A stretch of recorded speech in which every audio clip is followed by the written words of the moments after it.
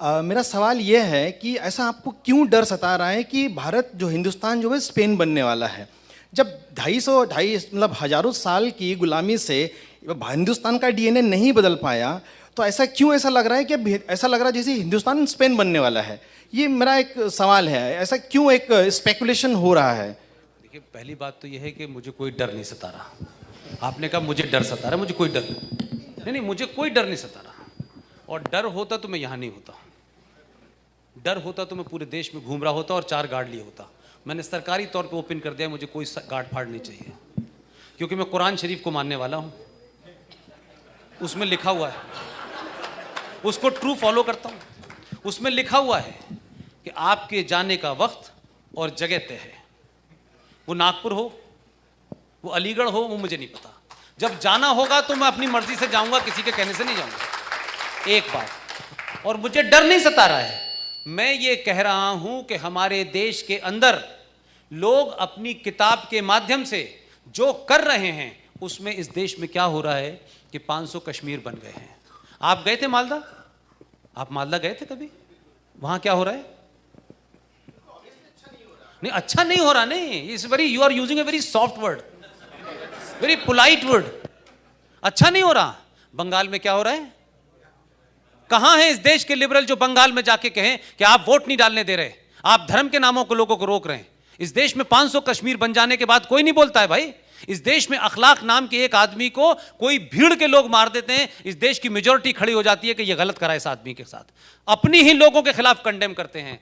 लेकिन आप मुझे बताएं, कोई एक तो मुझे घटना बता दें इस देश में। अंकित को भी मारा, नारंग को भी मारा, कल परसों त्यागी को भी मारा। एक सच्चा मुसलमान पैदा नहीं हुआ यह कहने वाला कि यह गलत हुआ है, हम इसके खिलाफ हैं। किस मक्कारी और झूठ और फरेब की बात आप कर रहे हैं कि मैं डरा हुआ हूं? मैं नहीं डरा हुआ हूं। जो किताब लेके घूम रहे हैं वो डरा रहे हैं, और डराते वो हैं जो खुद डरे हुए होते हैं।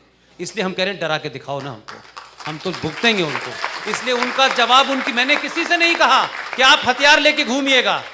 मैंने किसी से नहीं कहा। यह दुनिया की पहली कौम है, यह पहली दुनिया की कौम है कि इसका हर भगवान एक हथियार रखता है। लेकिन ये उसके उपासक हैं, ये भगवान से भी बड़े भगवान हैं। कहते हैं तुम्हें जरूरत पड़ेगी, हमें नहीं पड़ेगी। ये नहीं रखते। ये गलती से 1% भटक गए, उन्होंने उनका हथियार ले लिया तो बहुत लोगों के हथियार हाथ से बाहर आ जाएंगे। इसलिए मैं कह रहा हूं, ये समाज, ये जो हिंदू समाज है, ये अहिंसक रहे, ये टॉलरेंट रहे। ये इस देश के 25 से 35 करोड़ मुसलमानों को इसका ध्यान रखना है। अगर उन्हें यह गलतफहमी हो गई है कि सरे बाजार कुछ लोगों का मर्डर कर देंगे, कत्ल कर देंगे और डर पैदा कर देंगे, तो ध्यान रखिएगा, पूरी दुनिया में जो आतंकवाद की फिलॉसफी है वो मेजॉरिटी आतंकवाद सक्सेसफुल होता है, माइनॉरिटी नहीं होता है। अल्लाह से खैर करें कि 700 साल की चुप्पी के बाद अगर इन्हें अपने पुरुषार्थ का पता चल गया तो कई परशुराम खड़े हो जाएंगे।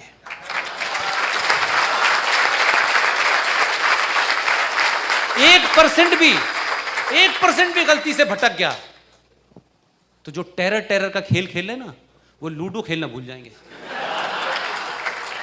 इसलिए मैं कहूं, ये मेरी चेतावनी नहीं है, ये मेरी उन मुसलमान भाइयों को मशवरा है कि खेल मत खेलो।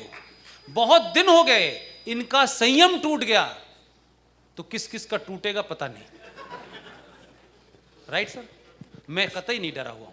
मैंने कहा मेरा अल्लाह पे यकीन है, उन्होंने कहा है सिर्फ मेरे अलावा किसी से मत डरना। मैं डरता ही नहीं हूं। लेकिन सवाल यह है कि जो ये कहते हैं कि अल्लाह से डरो, वो मोदी से क्यों डर रहे हैं?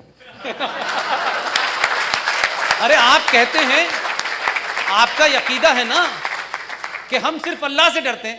अरे भाई, कोई राजनाथ से डर रहा है, कोई आरएसएस से डर रहा है, कोई विश्व हिंदू परिषद, अरे भाई इनसे क्यों डर रहे हो यार? तो पता ये चला कि आपका ईमान अल्लाह पे भी पूरा नहीं है, उसके साथ भी आपने मिलावट की हुई है। इसलिए डर आपको किसी और से लग रहा है। जिस दिन अल्लाह पे पूरा यकीन रखोगे, माफ कीजिएगा, आपको डर नहीं लगेगा, क्योंकि मुझे भी नहीं लगता, क्योंकि मेरा अल्लाह पे यकीन है। ठीक है?